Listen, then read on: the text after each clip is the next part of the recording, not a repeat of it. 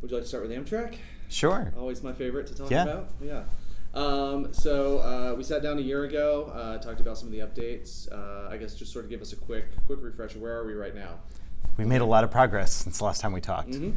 So in December, the Federal Railroad Administration moved forward 2 projects that go through Columbus. Mm-hmm.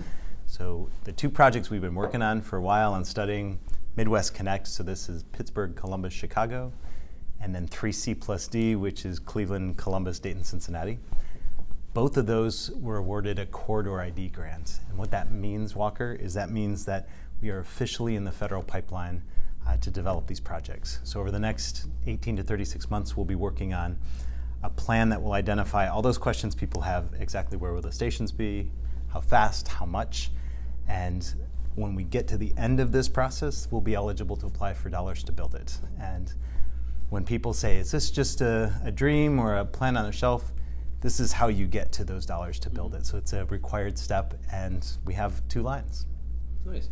Yeah. And we've seen a little bit already of some of our suburban communities sort of jockeying for position as to who's going to get like maybe a suburban station. I think Dublin and Hilliard have both put forward plans. Sure. Can you talk a little bit about those? Yeah, so part of the key to getting passenger rail in Central Ohio is we have to be really assertive in going after this.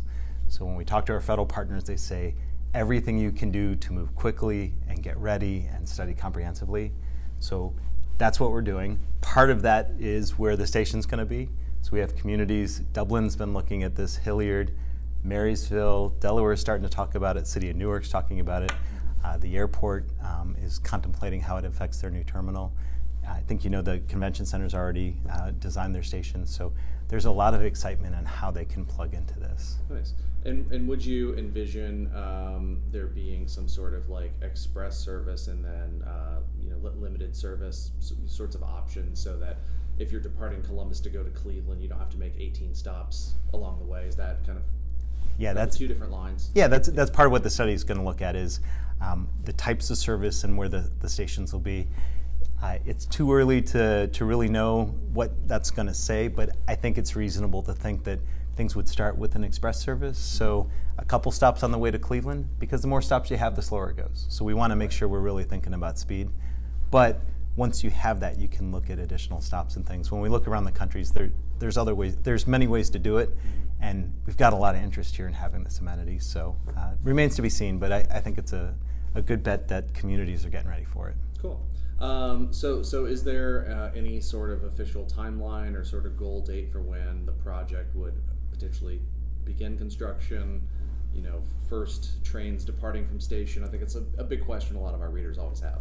Absolutely. And when we're to the point of having tickets, we'll make sure you have one. Yes. But I think the earliest we're looking at is probably 6 to 10 years. So it's 2024, 2030-ish is a good, reasonable way to do it.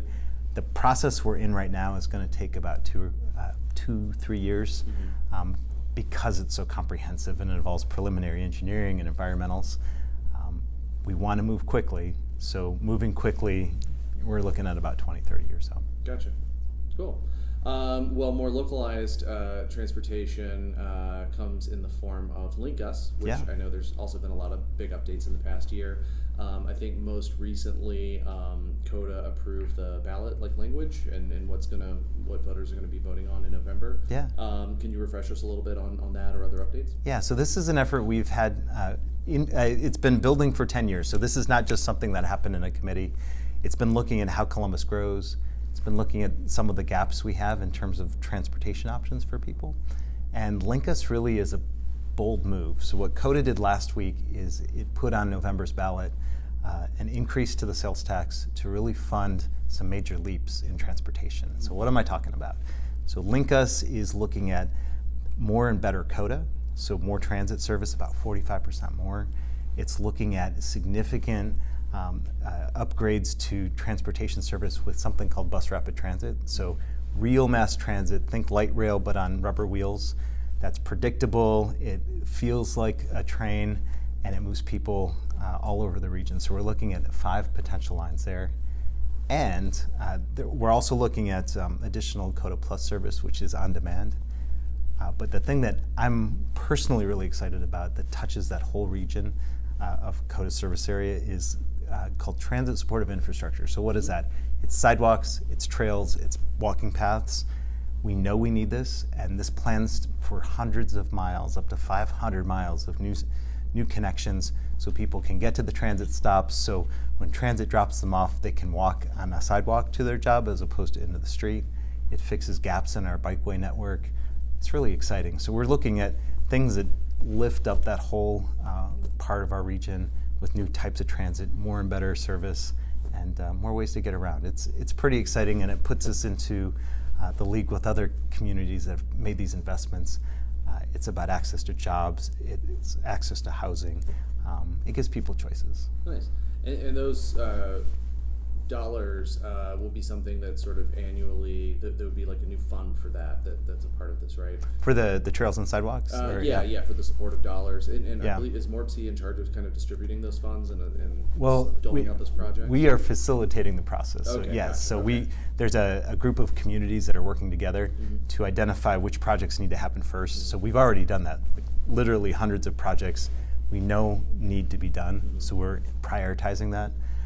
And then on average, it'll be about $60 million a year for trails, sidewalks, walking paths. That's a major investment. Sure, yeah. And we'll begin to see projects as soon as next year.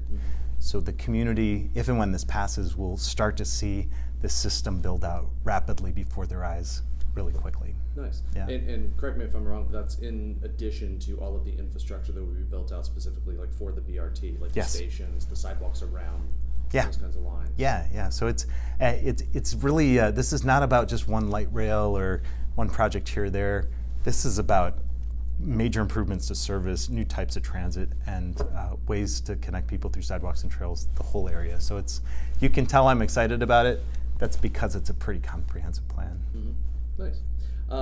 So one of the topics we always talk about whenever we sit down and discuss this, and it's what I always think about when I think about MORPC, is the growth of the region. Yeah. You guys have had your finger on the pulse for a long time. I just saw recently the latest census data said that Columbus hit, I think, 913 million, which is just shy of Cleveland's highest peak in the 1950s. Oh, I didn't know that. Okay. Yeah. I think Cleveland was like 914. Of course, it was much smaller footprint, so much denser. But sometime within the next year or two, Columbus might be the largest city in Ohio of all time. Okay. Once it surpasses that number. Are we still, on those growth trajectories? I know there was some hiccups during COVID, but I think Franklin County and the city of Columbus are still moving toward the metrics that MORPC's been looking at for a while. Yeah, our information when we're forecasting population towards 2050 and we're doing regular updates, we're continuing to expect major growth. Mm-hmm. So that growth is steady, is what we expect. What we're anticipating for the region as a whole is about going from 2.4 million to 3.15 by 2050. That's about 700,000 people. That contemplates pretty strong growth in Franklin County and Columbus. So the census numbers, Columbus added about 5,000 people. So it seems to be back on track. The pandemic certainly changed a lot of things. Some things we're watching closely is we're watching to see how those numbers reflect people moving from other states to Columbus. We haven't seen as much strength there yet. Births and deaths, those rates are really interesting, and we're not sure exactly where those are going because birth rates are way down nationally. So that's something we're watching too. But even with all those headwinds, we're still seeing growth, and we're expecting growth in those areas. So. Cool. The other sort of news update that I saw on this topic, I think it was back in the fall, or actually maybe the news came out in February, but it was the second half of 2023 said Columbus was the highest population growth change for the second half of 2023, faster than any other metropolitan area. So it sounds like the growth, and you see this, I assume, continuing as I'm watching behind you, flashes of Intel and Honda's EV plant and a lot of the jobs that aren't even here yet. Right. Yeah, I think the study you're referring to was a specific financial institution was looking at customer movement nationally. There's going to be a lot of noise. Sometimes we'll be first, sometimes we'll be top 10. All the trends continue to show pretty steady growth. So not out of control growth, but that's going to be something that we want to watch carefully because some headwinds we're also facing housing availability. So could we grow faster if we had affordable housing and we had enough housing? Possibly. When we're looking at that issue, we're really concerned that not only do we not have enough housing for the population that's here, but growth could antagonize that. So we're watching those numbers carefully for a number of reasons. Yeah. Well, that takes me to the next topic, which Yeah. is zoning, and, Of course, and yeah. housing updates, which, you know, we're right now in the process of community feedback. The city's holding a lot of sessions downtown at the special zone-in, what is it, studio gallery that Gallery, they set up. yeah. I think council reconvenes to kind of go through some of that information later in June. Has MORPC been a part of those conversations and you know, looking at the information that Zone In is presenting so far? Yeah, what Columbus is doing it's a big step. So I think the talking point, it's been over 70 years since they've updated the zoning code comprehensively. Some of this comes out of this regional housing study work that we worked on with Columbus and a number of other communities about 2 years ago that looked at ways to address the housing crisis in addition to what they're doing to modernize it. So they've really run with it. They've taken a really, we think, comprehensive approach. Based on what we've seen around the country, this is a best practice to really look at the types of changes they're making if you want to work on affordability. So this is something we're excited about. This is their process, so MORPC's interested and we're being helpful, and we'll be hopeful for them that they land on the right one. I think what's important though, Walker, is it's not the only community that's doing this. Sure. So Gahanna just updated their zoning code completely for the first time in a long time. Reynoldsburg and Whitehall are innovating. We've got communities like Worthington and Westerville looking at housing in Dublin, and that's just in Franklin County. So there's a lot of efforts on updating zoning in addition to Columbus's pretty major effort. Yeah, that was going to be one of my questions, was that, you know, that since this is just Columbus and what MORPC looks at as a much larger multi-county region, are the suburbs, are the exurbs, are those outer line counties going to do enough, especially if major job centers are coming far outside of Columbus, like with the Intel factory? Yeah, certainly there's a lot of discussion about this. A really important thing that I want to go back to, though, with what Columbus is doing with Zone In and some of the Franklin County suburbs, is they're not doing this in a vacuum. They're looking at the LinkUS corridors. They're looking at these transit improvements, and again, doing what's not it's new to us, but not new as a best practice nationally. It's how do you combine new forms of transit with housing and where that goes. So LinkUS has a committee called the Equitable Transit Oriented Development Committee. So for planners out there, ETOD. But it is a committee that's really looking at how we can build more housing along transit. We think that you can build a lot of housing. If you're intentional about it, you can make sure that we're being setting up policies and programs to build it more affordably so that it's workforce housing and we're getting in front of gentrification and those kind of things. Minneapolis is a great example of where this has been done well. So this isn't some far-off idea. This is something that's been done successfully in the Midwest, and Zone In and some of these other suburban efforts are really looking at how to align with these LinkUS investments. Nice. Yeah. I've been, I love nerding out on this kind of stuff, and I've been very excited because we seem to be just inundated with all of these plans, and a lot of them overlap and intersect. And we've talked before last year, between LinkUS and Amtrak and Zone In and Rapid 5, the downtown plan. More recently, the Capitol Line was unveiled downtown, this new sort of bike and pedestrian infrastructure, how that connects to GCAC's public arts plan, how that interconnects with the 2022 downtown strategic plan, which we're seeing some formerly one-way streets go two ways. Right.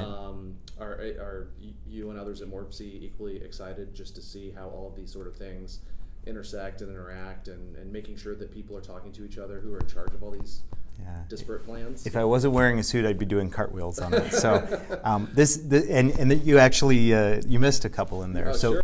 In addition to that, the Green Line project, it connects Northwest through Linden. This is transformative, jobs, quality life. There's a similar one that goes from Cruise pointed towards Hilliard and Plain City, or possibly a multi-use path going that way. There's talks going south. There's a lot going on. And why this is, communities have really been wanting more ways to get around, more types of investments, quality life. And a lot of those efforts have been in planning or discussion for years. And we're at a critical mass where if we look out 5 or 10 years, we could completely reinvent what it means to get around in Central Ohio. And that sounds big and kind of scary. This is what we're talking about. If LinkUS happens, if some of these major things like the Capitol Line and these trails we're talking about all come together and online at the same time, it'll be what we've been hoping for, and it'll provide people access, make it easier to get your jobs, quality of life. It really, it just builds on the character that we have, but it gives us those things that we've long wanted and needed in Central Ohio. So, yeah. So are we excited? Yeah. Yeah. I guess kind of one final question, kind of in line with this, is that moving from point A to point B, the active transportation can be very functional and formal. You get on a highway, it's boring. You're driving past fast food and rest stops and things like that. But you ride a train and it's through scenic pathways and things like that. Do you think that we're looking more at the quality versus quantity when it comes to transportation, when you start to factor in things like a public art plan, so that as you're walking down the sidewalk, you're not just looking at a parking lot, you're looking at murals that were installed specifically there because a new bike lane is going there, or because this is where a LinkUS pathway is going to take you, and you want to feel, a sense of connectedness to your neighborhood and in your city. Do you think we're thinking about those things maybe in ways that we weren't 10, 15, 20 years ago? I think so, and I think, is there more to be done? Absolutely. But building on that sense of place, that sense of character, transportation sometimes can be really functional, like you said, that where you want to know what time the train comes or when the bus comes or what kind of service or those kind of things. What really makes a place special is when it looks at all of those things like character and art and history and environment and building on those. And what we're talking about, I think, does that. We got to keep pressing on it, but that's where I hope this is all headed.